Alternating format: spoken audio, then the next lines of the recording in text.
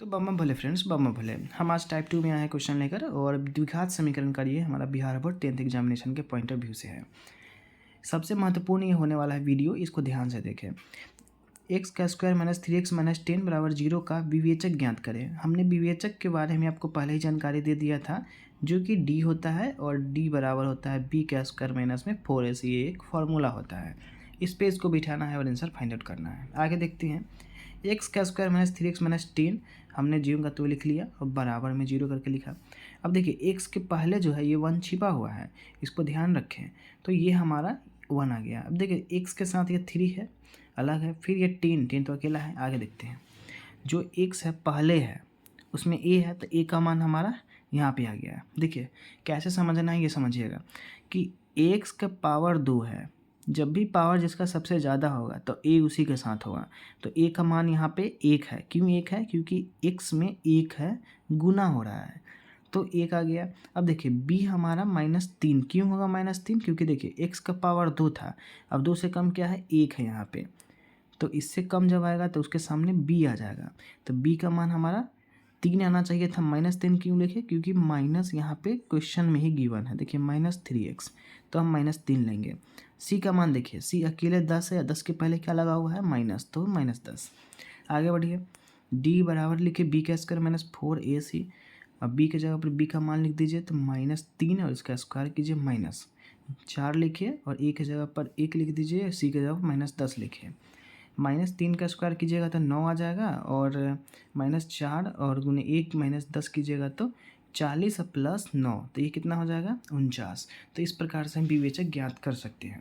एक और पॉइंट अभी मैं ऐड करना चाहूँगा, जो कि मूल ज्ञात करने के समय में आपके लिए उपयोगी होगा। देखिए जब d का मान 0 से बड़ा और पॉजिटिव है तो इस समीकरण का मूल असमान तथा वास्तविक होगा। वास्तविक कहने का मतलब है कि मान पॉजिटिव है, असमान कहने का मतलब कि d का मान जो है 0 से बड़ा है। क्या है? 0 से बड़ा है। ठीक है, चलिए आगे बढ़िए। क्वेश्चन नंबर 2 को देखिएगा कि -1/2 एक्स का स्क्वायर माइनस 4x प्लस 6 बराबर 0 का विवेचक ज्ञात करें। विवेचक कहने का मतलब d है, विविक्तर बोलेगा वो भी d होगा। आगे बढ़ते हैं। -1/2 एक्स का स्क्वायर माइनस 4x प्लस 6 बराबर 0 लिख दिए। अब हम a का मान यहाँ से लिख लेंगे -1/2, b का मान यहाँ -4 है, और c का मान हमारे पास 6 आ गया, जो कि प्लस में है। d का मान b का स्क्वायर -4ac, और b के जगह पर लिखिए -4 का स्क्वायर -4 गुने a के जगह पर -1/2 गुने 6 आ जाएगा c के जगह पे। अब 2 से 6 काट देंगे, 3 दूना 6, और माइनस माइनस गुना होकर प्लस में आ जाएगा, 4 तिहाई 12, और -4 का स्क्वायर 16। तो 16 और 12 को जोड़ेंगे तो 28 आ जाएगा, इस प्रकार से। चलिए क्वेश्चन नंबर आखिरी है इस टाइप का, जो कि √3x का स्क्वायर प्लस 1/√5x प्लस 6 बराबर 0 है। अब √3x का स्क्वायर प्लस जो के तो लिख दिए। अब a का मान हमारे पास √3 आ गया, तो √3 लिखे। b का मान हमारे पास 1/√5 आया, तो 1/√5 लिखे। c की जगह पर 6 का 6। d निकालना है तो b का स्क्वायर -4ac करेंगे, और ये 1/√5 का स्क्वायर करेंगे, -4 इंटू √3 इंटू 6 कर देंगे। अब देखिए 1/√5 है, जब √5 को √5 से गुना करेंगे तो मेरे पास रूट जो होगा वो हट जाएगा, कैंसिल आउट हो जाएगा। इसके बारे में पहले ही जानकारी दे चुके हैं हम आपको। तो 1/5 आएगा, -4 को √3 से 6 से, तो 6 को 4 से गुना करेंगे तो 24, लेकिन √3 गुना नहीं होगा। √3 का आप 1.73 लिख के गुना कर सकते हैं। उसके बाद 1 - 24 √3 गुने 5, इस प्रकार से करेंगे तो 24 × 5 = 120 आ जाएगा, रूट अंदर 3 आ जाएगा।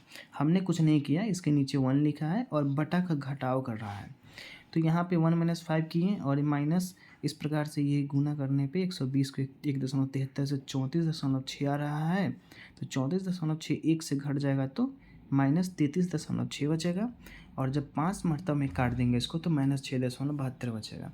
तो डी का मान -6.72 है, तो एक चीज़ यहाँ से हम जोड़ सकते हैं। क्या जोड़ेंगे? डी का मान 0 से छोटा और नेगेटिव है, तो इस समीकरण का कोई मूल नहीं होगा। इस प्रकार से हम टाइप 2 को हम कंप्लीट कर चुके हैं। अब मिलते हैं हम आपको टाइप 3 में, जहाँ पे महत्वपूर्ण क्वेश्चन बनेंगे आपके 3 नंबर का।